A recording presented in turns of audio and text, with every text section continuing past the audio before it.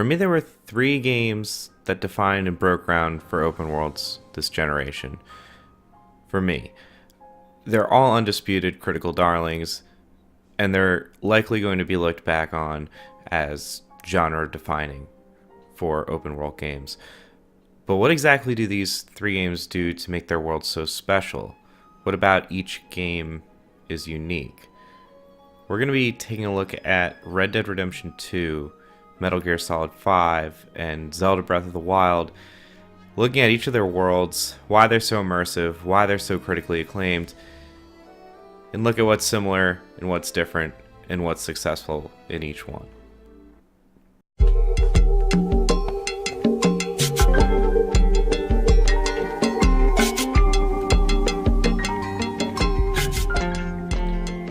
Starting off with Red Dead Redemption 2, this game is dense. It's a dense world that's full of activities.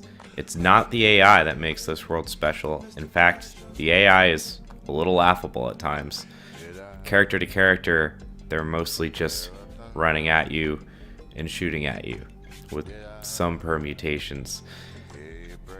But the quality of the quests, even the small ones, feel genuine and handcrafted. I'm looking at the random encounters in particular, where you'll just be riding down a road and someone will ask for your help. They feel like personalized journeys rather than a random fetch quest, even though you kind of know that's what they are. The density and detail of the world is simply astounding.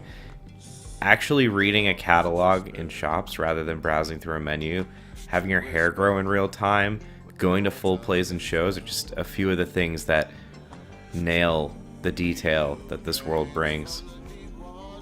The quantity of quests combined with immersive gameplay really puts you into the world. And when I say immersive gameplay, I do mean things like opening every cupboard and building a house and shoveling manure.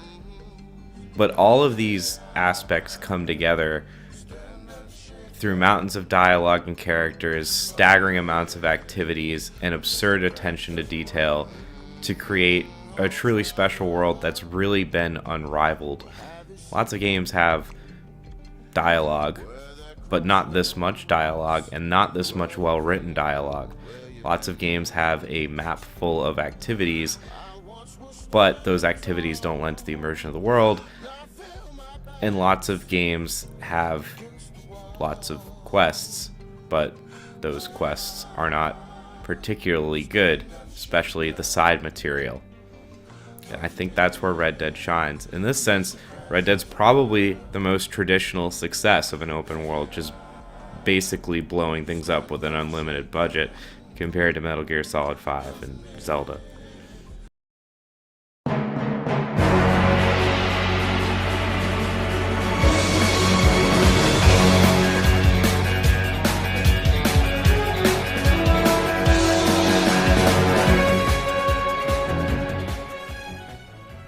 Metal Gear Solid 5, compared to Zelda and Red Dead, probably has the smallest and the emptiest worlds, but it's still lauded as groundbreaking.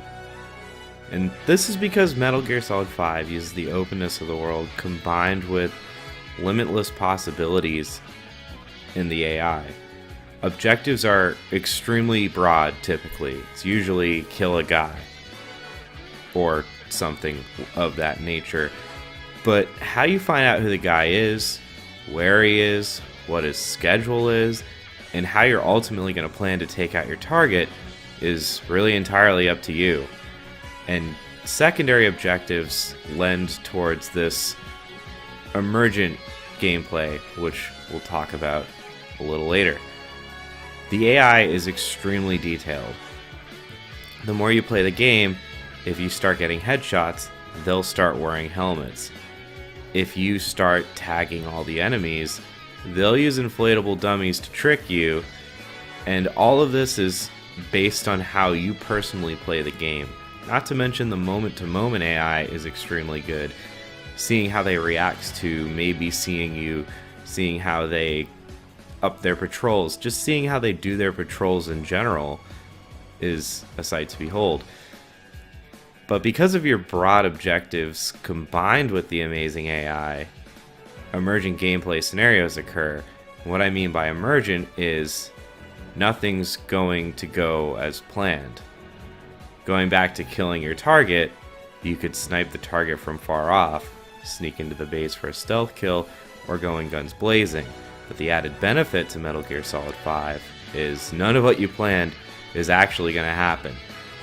The AI will find you and your sniping cover will be blown, and they'll increase patrols, or put down landmines, or do something to scare you off, which is going to force you to come back at night, where you'll have to take out the power and go in for the close kill. When you get the close kill and you're trying to escape quietly, they find the body because you didn't hide it well enough, which forces you to impromptu steal a Jeep and drive off as fast as you can before you're totally caught and taken out.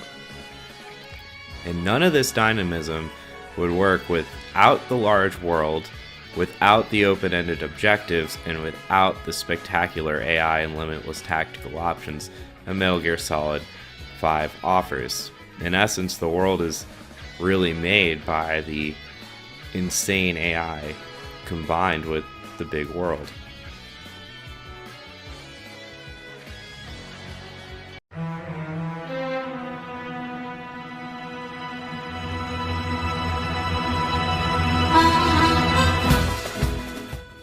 Zelda Breath of the Wild does something a little different from both of these.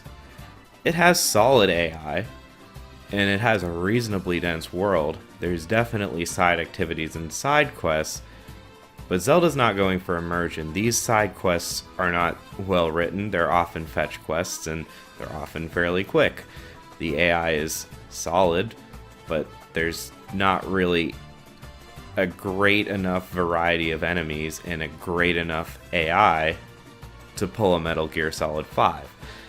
And objectives are usually so open-ended that there often actually isn't one, or all of them are so optional that there's almost not a point to using them as a primary driver of gameplay.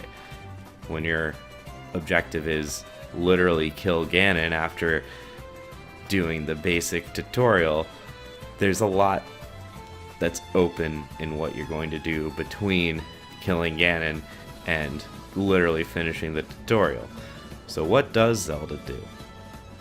Zelda has an interaction / chemistry engine. We'll call it a chemistry engine from now on, which logically combines as many aspects of the world as possible. Everyone knows the classic snow shrine on the Great Plateau. You have to go to 4 shrines. One of them is particularly high up, which lends it to being particularly cold. So you have to figure out a way to stay warm. So how will you stay warm? Well, you could make a fire, you could eat some spicy curry and get cold resistance, you could find some warm clothes, you could hold a fire weapon, or you could just make some food and go for it. But that extends further. This is where the rabbit hole starts. Let's say you want to go the fire route. Well, how are you going to make the fire? You can make it with a torch. You could carry a torch. You could wait for lightning to strike and hopefully get fire from that. Or you could burn down trees. You could make a trail of fires with a trail of firewood that you cut down in a warmer part to get to the shrine. But let's keep going down that rabbit hole. Let's say you decide to go for lightning to getting your fire. Well, when there's finally a thunderstorm, how are you going to attract it? Metal. This was all done logically. We knew that we had to get to a shrine which was in a cold place.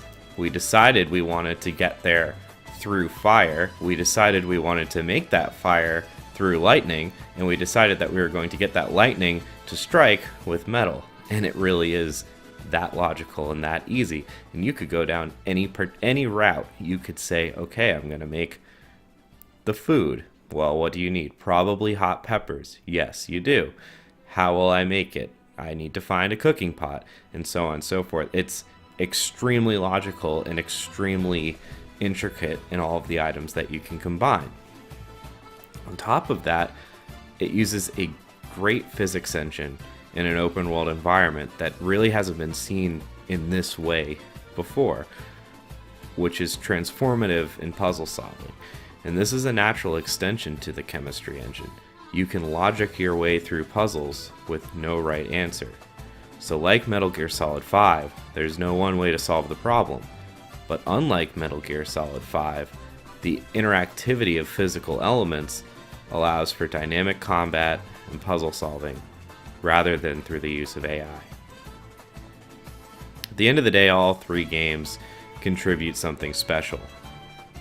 And going forward, it would be great to see a game with the AI of Metal Gear Solid 5, the writing and detail of Red Dead Redemption 2, and the chemistry and physics implementation of Zelda to allow for an even denser, open-ended game in the next generation. But for now, we have three great, amazing games. If you like this video, please subscribe. If you love us, sub us. If you like us, throw us a like, and comment below what you think of these three games and their worlds. Thank you.